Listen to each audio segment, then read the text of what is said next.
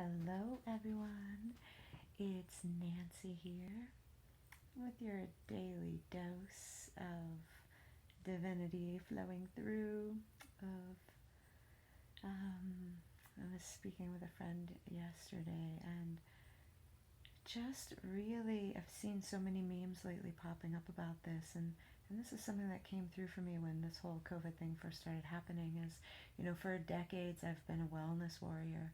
For almost 15 years now, I've been diving into, well, gosh, almost 20 years now. Yes, I am wise. I got started young. Um, um, Sharing the wisdom of like foundational health and building our internal terrain to be healthy and resilient, building our inner foundational physiology, our digestion, our hormone, our immune system, our limbic system, our musculoskeletal system to be a solid foundation for us so that we're more resilient and aren't taken out by life. So with this whole COVID thing that's going on, like please don't hear me wrong. I believe it's real. I know people are dying from it, just like I know flu is real and people die from it. Just like I know all the, depression is real and people kill themselves from it. I mean, no one is doubting that. But the idea that if we're also willing to condemn each other for not wearing masks to protect each other's health, if we're allowing our government and our controlling regulatory agencies to tell us how to live our lives in order to keep other people safe, then why are we not including in the conversation? I'm not saying that's not important, but why are we not including in the conversation, like, okay, well, if we really care about health, if that's the real agenda here, then why aren't we talking about the impact of sugar on our immune system, the impact of our dietary choices on our immune system, the impact of being locked in toxic environments on our immune system, taking away our ability to move and to connect and to be outside, at least for a while. It's like we're locked up in our houses. If it were really about health, then why not, along with these messages of keeping a distance if you have symptoms, or washing your hands, or stay inside until we get a vaccine, right? Some of these fear-based messages. Why are we not being taught basic foundational health? Why is that not the narrative? And so that begs the question of what is the underlying agenda. Is the disease happening? Yes, it's out there. People are getting sick.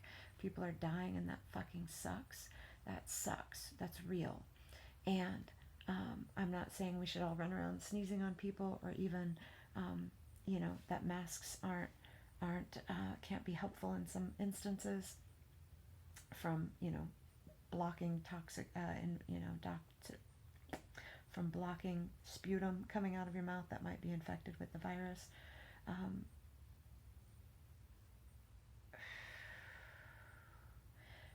but it does beg the question, if you look below the surface, if you're willing to look below the surface and stop playing at the surface level that we've been so distracted at for so long, you guys, go a little deeper. What's underneath that? Like, why are we not talking about health? And while we're at it, why are we not talking about that there are doctors out there who've been curing people who have had COVID, who have lost no patients with particular medicines and protocols that are being banned and kept from the public because we want people to be scared into thinking the only way to avoid dying from coronavirus is to avoid connection, which is killing our souls, which is killing us slowly or fast in some of our cases, causing anxiety, depression, suicides, all sorts of mental health instabilities, because we're human and we need connection.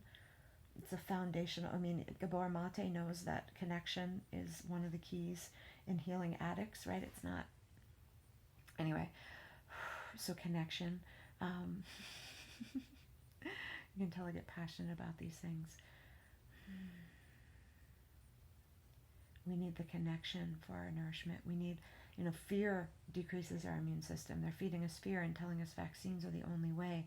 There is an agenda, you guys. Just look underneath it. I'm not talking crazy, wild, whack, extremist conspiracy theories. I'm just saying, tune in, listen deeper. Like, turn off the TV and feel into more. Like, the people shaming you for not wearing masks and not caring about other people's health, or can be the same people who are, you know, drinking diet Coke and, you know, not paying attention to health, and who aren't taking care of emotional health and relational health and spiritual health, and all of those things are important. And I'm not saying we can spiritualize or pray our way out of this either. Please don't hear that. I'm just inviting us to take a breath into the fear that's being fed to us and look deeper and see what else is going on and take a stand for what we know is true. I'm going into stores, I'm wearing my masks, I'm doing the things because you know what? That's not where our energy, fighting like should we be told to be wearing masks right now, is not where our energy needs to be going. It's really how can we return back to a place of like health, coherence, attunement, resonance, staying in a high vibration, the vibration of love, of peace, um, while not spiritually bypassing or ignoring things, while not, you know, getting all huffy because someone refused your service for not wearing a mask, when that's not the bigger injustice that's going on here, in my opinion. There are bigger things to fight for. And I know that some of you anti-maskers have very real, legit reasons why that feels super important to fight for, because it feels like our liberties are being taken away. And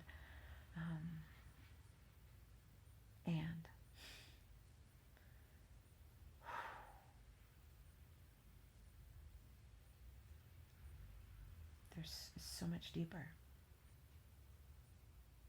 You know, maybe they're not going to make vaccines mandatory, and maybe they're going to make it mandatory. They're just going to make it impossible to move through the world if you don't have one. Right? That's something worth standing up for, especially when we know we can take care of our inner terrain and our foundational health and really become far more resilient, if not resistant, to these things, especially when we know there are treatment protocols out there that are healing people with no long-lasting negative impact, that are being suppressed.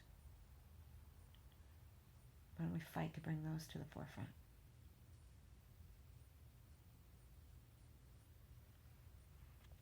Oh, so that is my daily dose of what's moving through me right now. I'm not going to debate. I'm not going to argue. And if I feel the energy of that happening in the comments in a place that's not coming from love, then I'll just turn off comments. I am inviting intelligent, grounded, heart-centered communication, insights, perspectives.